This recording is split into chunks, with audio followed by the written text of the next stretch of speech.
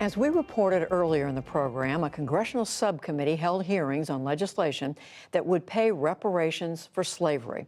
The purpose of the hearing was to examine, quote, the legacy of the transatlantic slave trade, its continuing impact on the community, and the path to restorative justice.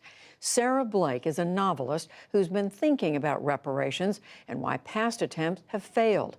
In her humble opinion, this time is different. How long is now?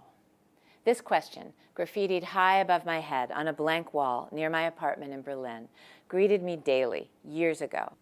Anonymous and existential, the phrase captured the spirit of that city.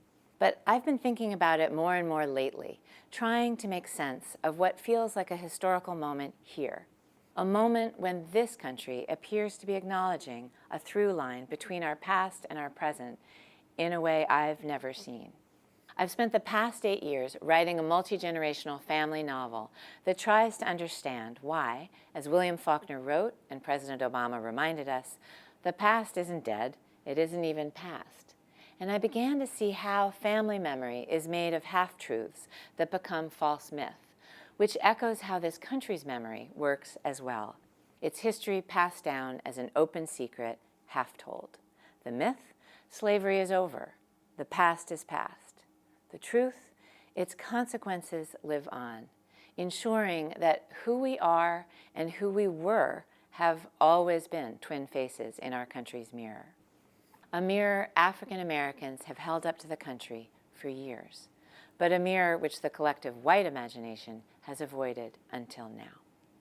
Stories of voter suppression in Georgia, law enforcement unable to restrain white supremacy in Charlottesville, blackface in yearbooks.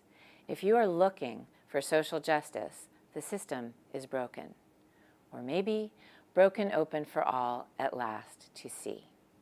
The serious, extensive discussion of reparations, from college campuses to presidential candidates, and the national reckoning with our public monuments, suggests the white imagination is beginning to see beyond the veil we hung between then and now. Seeing that our collective racial past is and has always been present in our institutions. It never stopped, no matter what we told ourselves.